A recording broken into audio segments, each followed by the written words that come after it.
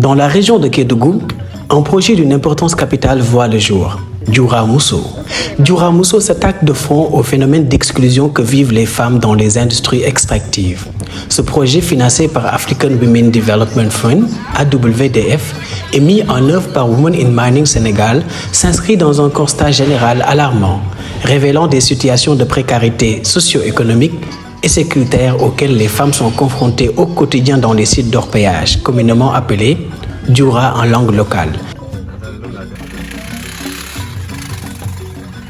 Dans cette région fortement marquée par l'exploitation aurifère, les femmes font face à une série de problématiques majeures.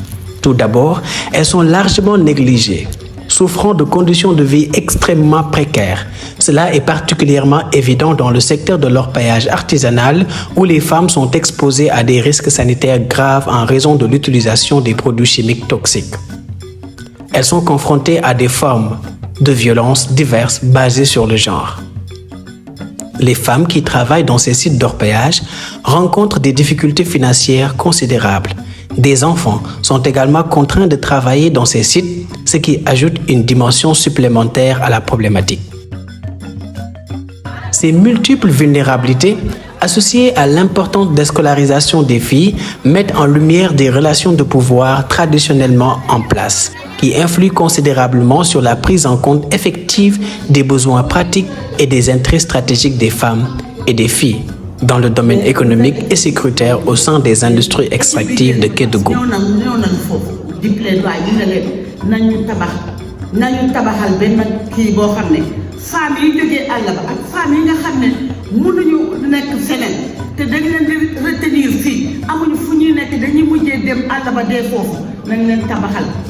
Il y a des fonds qui sont destinés à la communauté.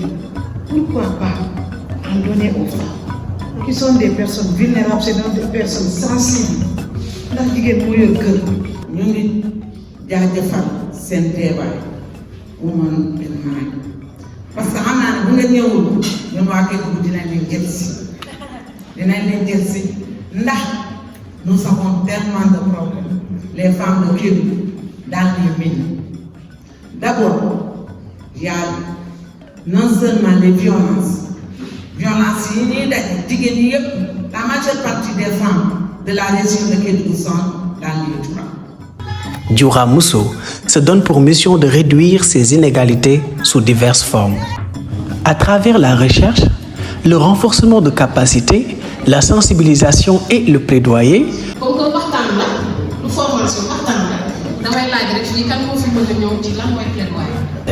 plaidoyer parce que mënoo jël jafe-jafe yëpp nga ne da nga koy jël porté ko comme genre combat la rek nga ne da ngay jël ci jafe-jafe bu gën a urgent bu xamante ne tey jigéen ñi ci lii heure bi nii lii lañ soxla yéen ngeen porté ko dem suivi tamit da ngeen dem ci autorité yi ngeen suivi ba loolu noonu li ngeen bëgg ngeen jot ci loolu noonu je pense que loolu mooy plaidoyer. na jafe-jafe na segee même bel segee ni nga wol beelong sani pour hata khasi koy sen dema fana no wala soko wala mo li ñu femo plaidoyer. Djoura Mousso avait de pertinentes ambitions sur une durée d'1 an, ce qui a conduit à ceci. Djoura Mousso a couvert au total 7 localités de la région de Kédougou. Le projet avait pour principal objectif de mettre à la disposition des décideurs un outil de prise de décision éclairé qui leur permettrait d'améliorer les politiques et les lois en faveur des droits des femmes. Dans cette perspective, les premières actions du projet étaient la recherche. La recherche s'est intéressée proprement dite au niveau de représentativité des femmes dans les postes stratégiques, l'accès, le contrôle aux services sociaux de base, l'entrepreneuriat, mais aussi le niveau de vie des femmes dans les sites d'orpaillage. Au niveau de la représentativité des femmes dans les postes stratégiques, que ce soit au niveau national ou au niveau local, parce que je rappelle que différentes institutions ont été interrogées dans ce sujet, comme le Comité national de suivi du contenu local, comme l'ITIE, le groupe multipartite de l'ITIE, mais aussi les entreprises minières, mais aussi le COSPEC Orgaz, entre autres institutions qui ont été interrogées. Et au total, on a remarqué que sur 988 postes stratégiques occupés, les femmes ne représentaient que 264 contre 704 pour les hommes. À part la recherche, les autres actions qui ont été menées par ce projet, c'est la formation, c'est-à-dire le renforcement de capacité des acteurs et des cibles, mais aussi la sensibilisation, le plaidoyer, à travers le renforcement de capacité qui a commencé en interne avec l'équipe de BUM, qui s'est poursuivi au niveau local avec les organisations communautaires de base. Au total, 107 personnes ont été renforcées sur les droits socio-économiques, le plaidoyer, le genre, le leadership transformationnel. Ce renforcement de capacité était d'autant plus important qu'elle avait pour objectif, en tout cas, d'intéresser d'abord la cible, mais aussi de leur faire connaître leurs droits, de leur octroyer des arguments de plaidoyer qui va nous permettre à notre tour de les engager dans le plaidoyer et qu'ils puissent eux-mêmes porter ce plaidoyer. C'est dans ce cadre que des plans d'action de plaidoyer ont été élaborés par les cibles eux-mêmes. Mais aussi en termes de sensibilisation, 727 personnes ont été atteintes à travers ce projet dans la sensibilisation sur la présence des enfants dans les sites d'orpaillage, sur la nécessité de l'effectivité de l'article 115 d'autonomisation économique des femmes, sur la nécessité d'un environnement sécuritaire pour les femmes, mais aussi l'éducation des filles, la déperdition scolaire, entre autres thématiques qui ont été développées au niveau des forats communautaires. Tant que l'Union bëgg ci article 115 bi matalewul ak ci politique publique yi tant que matalewul dox bi inchallah at mu nekk danañ ñu gis violence yi faite aux femmes et aux filles dans les sites d'orpaillage ci biir Diouraye. On sait pertinemment que toutes les formes de discrimination croisée ñi ngi koy daj.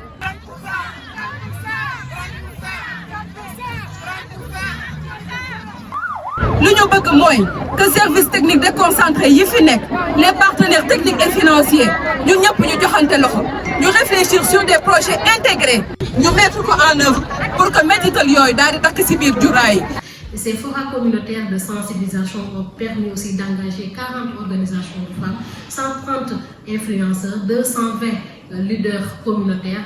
Et ce qui a été le plus marquant, c'était l'étape de Kédougou, où la caravane de sensibilisation a permis de déposer un mémorandum au niveau de la gouvernance. Ce mémorandum traduisait l'ensemble des défis et des problématiques que les femmes vivaient et qui ont été traduites et déposées au niveau de la gouvernance. Mais également, la sensibilisation ne s'est pas limitée seulement sur le plan physique avec les caravanes de sensibilisation et les forats communautaires, mais aussi la sensibilisation s'est faite en ligne.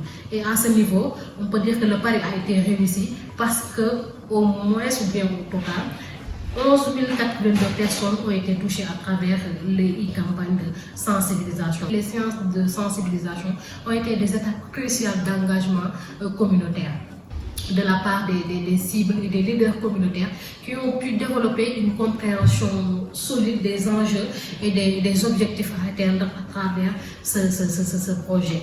Sur l'ensemble des personnes touchées, que ce soit au niveau de la sensibilisation du plaidoyer, on a 370 leaders qui se sont engagés pour la réussite et pour l'atteinte des résultats du plaidoyer. Au niveau national, avec l'activité organisée avec les parlementaires et de la dissémination des résultats de la recherche. BIM Sénégal a porté à la connaissance du public les résultats portant sur l'indice genre à Kédougou dans le secteur minier. Il ressort de cette étude que non seulement les femmes ne sont pas bien représentées, mais elles ne profitent pas du secteur.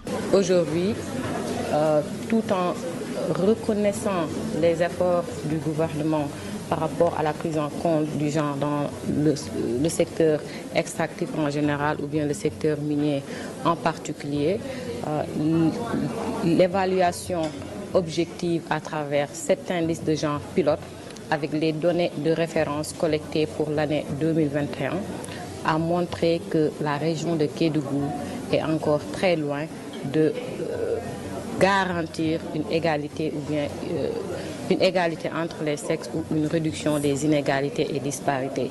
Et ceci s'est démontré à plusieurs niveaux, par exemple les indicateurs qu'on a utilisés pour cette première phase de l'indice. Et donc, entre une échelle de 0 à 100, le score global de l'indice étant de 44 sur 100, témoigne de la faiblesse, par exemple, des performances en ce sens. À travers cet atelier, WIM Sénégal veut engager les partenaires et décideurs dans une réflexion objective, corriger ce déséquilibre noté dans le secteur extractif. Les femmes, n'est-ce pas, font le travail, mais que c'est les hommes qui récupèrent les valeurs et les femmes les résidus. Et je crois que ce n'est pas normal que les femmes se battent, qu'elles laissent les maris à la maison, qu'elles laissent les enfants à bas âge et qu'elles viennent travailler et qu'en retour, elles ne trouvent pas les ressources nécessaires pour vivre. Et je crois que c'est l'objet de ce plaidoyer et les députés sont là. Ils sont là pour porter le plaidoyer au niveau du ministère des Mines, au niveau du gouvernement, afin que les populations, parce que vous savez que l'Assemblée, c'est le Sénégal en miniature, dans chaque coin, il y a un député qui y vient. Donc, c'est le moment de porter le plaidoyer et dans les coins les plus reculés du Sénégal, voir la situation, aider les femmes, parce qu'aujourd'hui, on s'est rendu compte que quand même, il faut que les femmes avancent. Ces derniers se sont engagés à faire de cet outil un outil de plaidoyer, s'approprier des résultats de la recherche pour pouvoir ainsi tenir un argumentaire au niveau de l'Assemblée nationale en faveur de l'amélioration des politiques et des lois pour une meilleure condition de vie des femmes et des filles dans le secteur extractif de manière générale.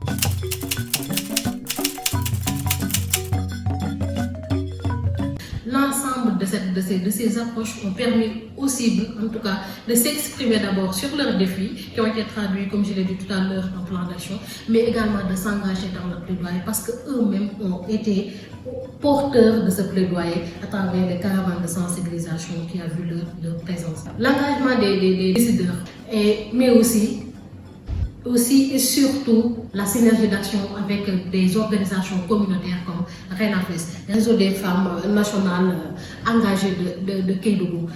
En fait, cette synergie d'action, je peux dire, a même permis la mobilisation des organisations communautaires de base dans différentes localités au niveau de Kédougou. La caravane de sensibilisation a permis au total de mobiliser 20 organisations communautaires de base. Et il y avait des organisations de femmes comme des organisations de jeunes qui étaient là, porteurs de ces messages de plaidoyer et qui ont un peu participé à l'atteinte des résultats aujourd'hui du projet. Donc cette synergie d'action qui était même visée par les résultats du projet a aussi permis un soutien accru du public, mais aussi un renforcement de capacité des organisations de défense des droits des femmes. L'effectivité de l'article 115 avec la contribution de WIM, mais aussi d'autres acteurs.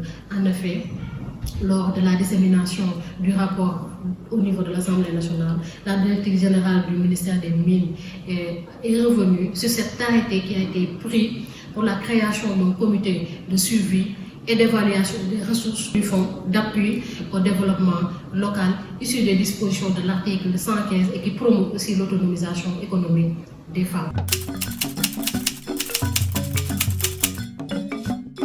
La principale leçon apprise aujourd'hui qu'on peut tirer du projet reste l'importance de la planification. Parce qu'avec la planification, on est en mesure de prévenir beaucoup de risques de contretemps. Ça permet de gagner du temps en quelque sorte. Donc la planification reste l'un des meilleurs atouts pour une mise en œuvre efficace du projet sur le terrain.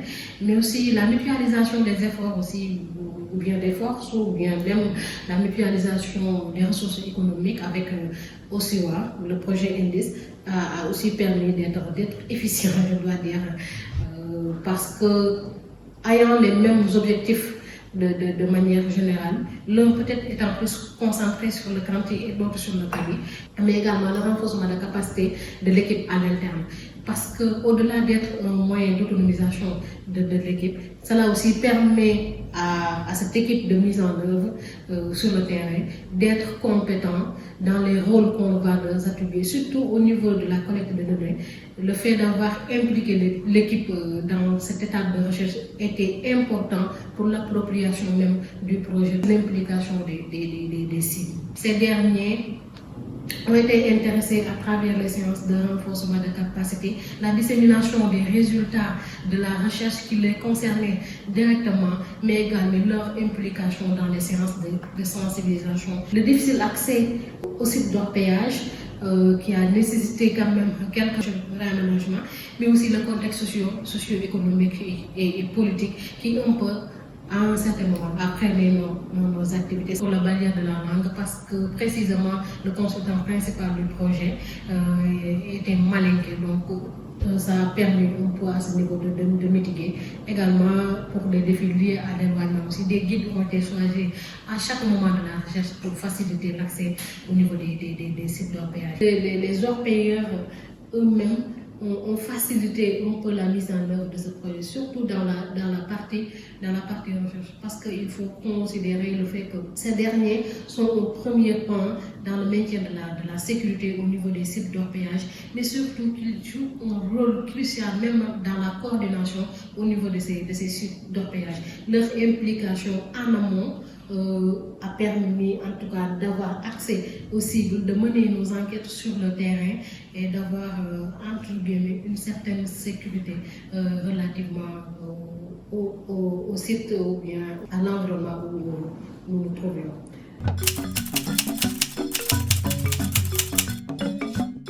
Les perspectives, c'est quoi? Les perspectives, c'est par rapport à l'ensemble de ces problématiques qui ont été soulevées, la représentativité des femmes au sein des institutions, que ce soit au niveau local, au niveau national, la représentativité dans les postes stratégiques, pour être plus précis, mais aussi l'entrepreneuriat féminin qui aujourd'hui tarde à trouver son essor dans la région de Kédougou, malgré les multiples efforts, parce qu'il faut citer que les politiques et programmes ne cessent peut-être de s'aligner dans ce sens, mais peut-être que ce qui manque, c'est des actions combinées, des actions adaptées et des actions basées sur des évidences réelles qui permettent un peu d'adapter ces actions-là à la cible, aux besoins réels et besoins pratiques de la cible. Donc, ce qu'on attend en perspective, c'est que cet outil de plaidoyer puisse être utilisé par les parlementaires. Cet outil de plaidoyer puisse être valorisé, puisse être mis en avant par ces décideurs, les parlementaires, les ministères, et qu'elles servent de prise de décision, et qu'elles servent aujourd'hui d'éléments de base sur lesquels on va se fonder pour dire que, au niveau de ces sites d'orpaillage, les femmes ont au niveau de vie précaire. Au niveau de ces sites d'orpaillage-là, il y a les violences basées sur les genres. Au niveau de ces sites d'orpaillage, les femmes, malgré le travail pénible qu'elles font, n'ont pas des revenus à la hauteur de leur effort. Et malgré même que ces maigres ressources qu'elles gagnent là-bas sont réinvesties dans la famille. Donc, pour dire que ces femmes vivent des situations économiques, socio-économiques précaires, mais surtout sécuritaires, avec l'utilisation des produits chimiques, avec les VBG, avec la présence des enfants dans ces sites d'orpaillage. C'est ça la perspective, prendre des décisions. La perspective, c'est d'agir. Il faut que ces autorités agissent, il faut que ces décideurs agissent en faveur de l'amélioration du niveau de vie des femmes et des filles dans le secteur de manière générale, mais surtout dans le secteur minier au niveau de Kédougou.